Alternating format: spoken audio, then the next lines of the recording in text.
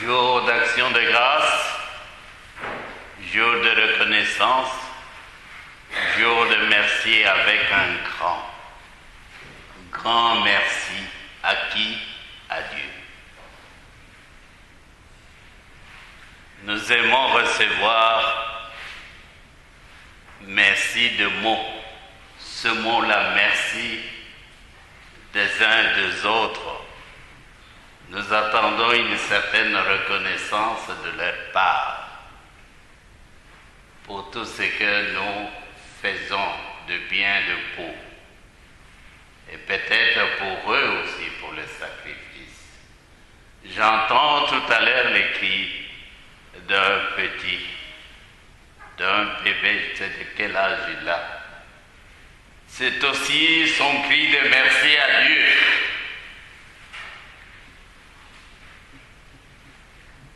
Le Seigneur Jésus bénissait les enfants en leur imposant la main ou les mains. Et les enfants réagissaient à cette bénédiction. Merci, chers parents, d'avoir amené non seulement votre bébé, mais j'en vois encore un autre, une fillette aussi, je crois, derrière. Merci d'être là. C'est votre façon aussi de dire merci à Dieu pour ce beau cadeau. La vie. Et vous vous êtes montré ouvert à la vie, à ce don de vie de la part de Dieu qui vous aime beaucoup et de son Fils Jésus-Christ qui aime beaucoup des enfants. Pour d'autres raisons aussi, nous pouvons dire merci à Dieu aujourd'hui. Les raisons personnelles, vous avez, certains d'entre vous les ont mises par écrit dans le petit mot que vous avez déposé dans le panier. Il est là. Et il y en a. Je me suis donné la peine seulement de jeter un coup d'œil.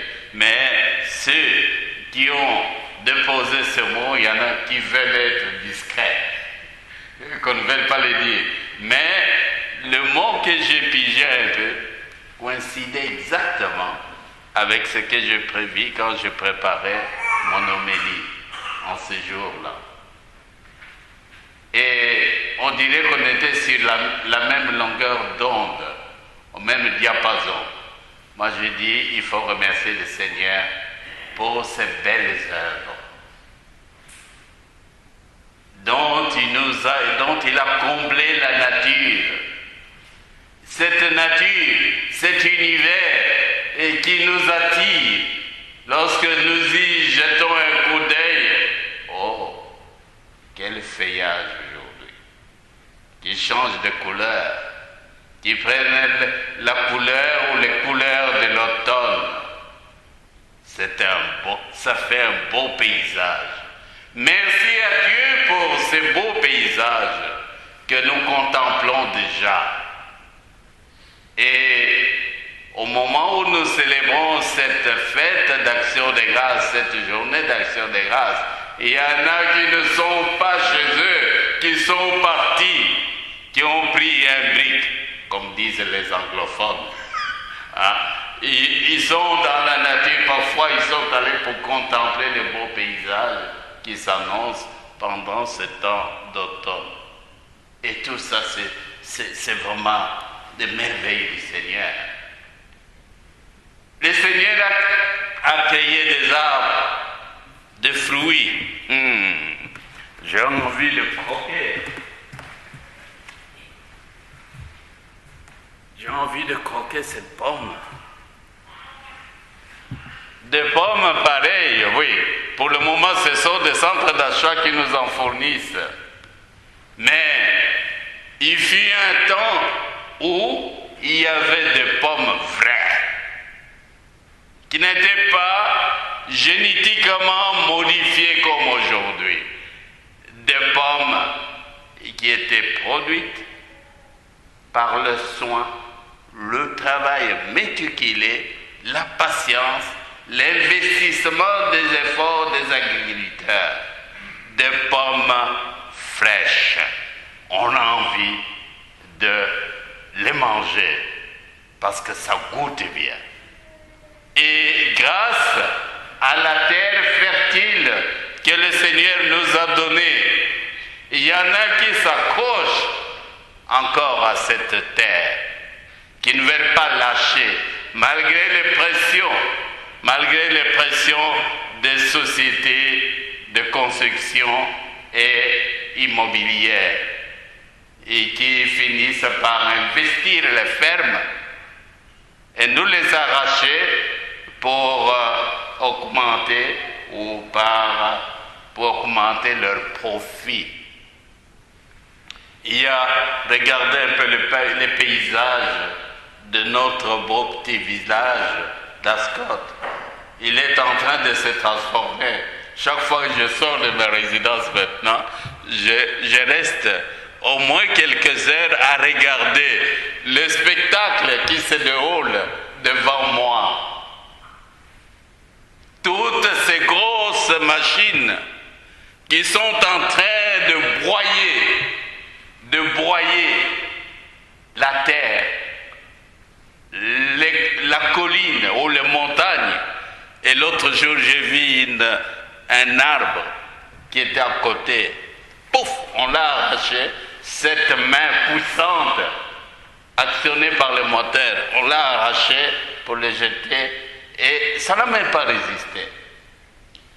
Et l'action humaine, grâce au progrès technique, grâce au progrès scientifique, l'homme marque, laisse une empreinte sur cette nature, sur la création de Dieu, pas toujours dans le bon sens, en détruisant parfois les écosystèmes naturels créés par Dieu.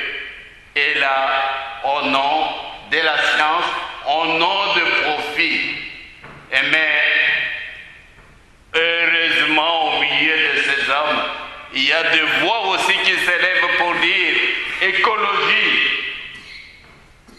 Défendons les écosystèmes, défendons la nature, parce que contre les effets néfastes de la technologie, la nature, nous devons y accrocher. Et les sources de bien-être. Lorsque nous nous sentons déprimés, nous nous réfugions auprès de la nature. Il suffit de regarder le feuillage, il suffit de regarder les belles couleurs de l'automne. Ça nous fait du bien. Et tout ça, ce sont de beautés, de merveilles que le Seigneur nous accorde si généreusement. Ça ne nous coûte rien du tout. Et pour tout cela aussi, nous remercions le Seigneur. Nous remercions le Seigneur aujourd'hui pour avoir créé, pour nous avoir créé, nous les humains. Il nous a créés très riches. Il nous a dotés des capacités, des habilités, des qualités, des valeurs, et qui font de ce monde un monde merveilleux. Rien que par notre intelligence, rien que par le progrès de la science, tous ces progrès ont contribué à améliorer les conditions de vie, malgré ces avatars ou leurs avatars, leurs vices. Mais pour ça, nous devons dire merci au Seigneur pour tout ce qui se fait de bien et de beau, ce qui permet à l'humanité d'avancer. Mais nous, chrétiens, nous devons remercier le Seigneur, surtout pour tout ce qu'il fait dans nos vies personnelles. Aujourd'hui, le thème, je ne voulais pas m'appesantir sur ce thème-là, de la relation entre l'homme et la femme.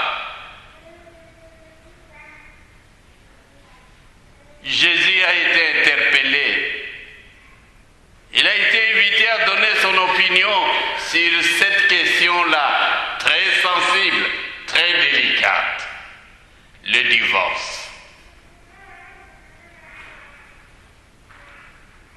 Des personnes séparées, il y en a de plus en plus dans notre vie, dans notre milieu, dans notre société, dans nos églises.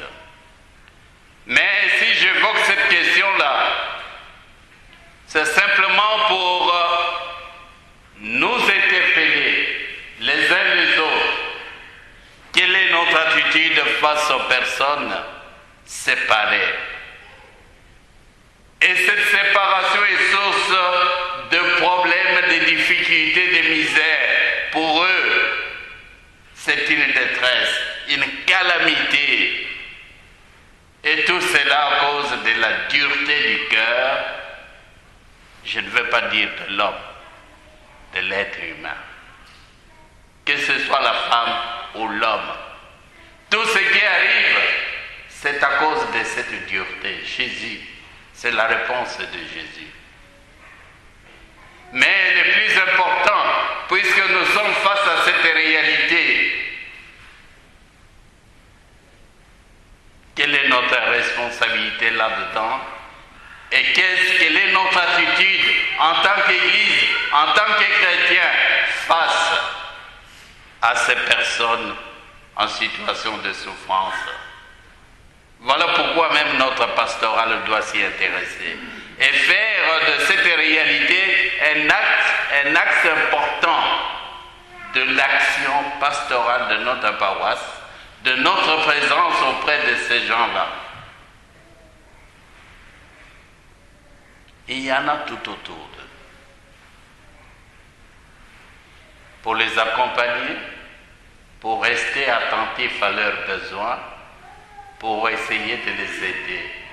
Et peut-être ils se débattent seuls, mais je dis toujours, quand Dieu s'en mêle, il y a toujours espoir, il y a une issue à ce genre de problème que nous-mêmes humains, nous nous posons. Il y a lieu de remercier le Seigneur, même pour ceux-là aussi, qui les remercient le Seigneur. Pourquoi aujourd'hui? Parce que le pire pouvait leur arriver. Pensons à tous ces suicides, à tous ces règlements de ce problème par des voies humaines trop humaines, de voies passionnelles. Mais le Seigneur les sauvegarde pour ceux qui sont encore en vie. Ils n'ont qu'à tourner une page avec cette ferme conviction qu'il y a pour Dieu une solution pour eux aussi. Il ne les rejette jamais. Pour d'autres raisons personnelles, pour des mariages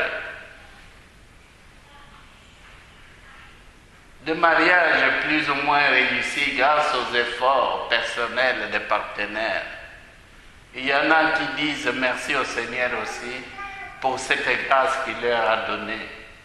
Non seulement pour avoir des enfants, mais pour le temps passé ensemble malgré les défis de mariage de ce projet dans ces milieux, disons, dans notre société.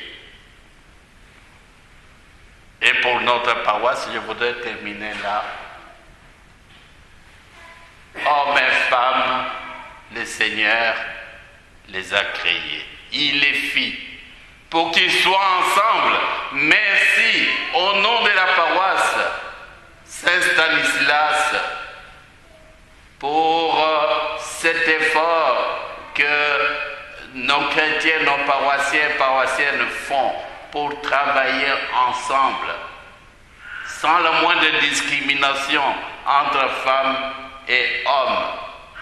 Ils sont disons, ils se rassemblent, ils sont unis pour faire avancer cette Église. Merci pour ce travail d'équipe. Merci pour ce travail de complémentarité. Même au niveau de la responsabilité ou des responsabilités au sein de nos équipes pastorales respectives.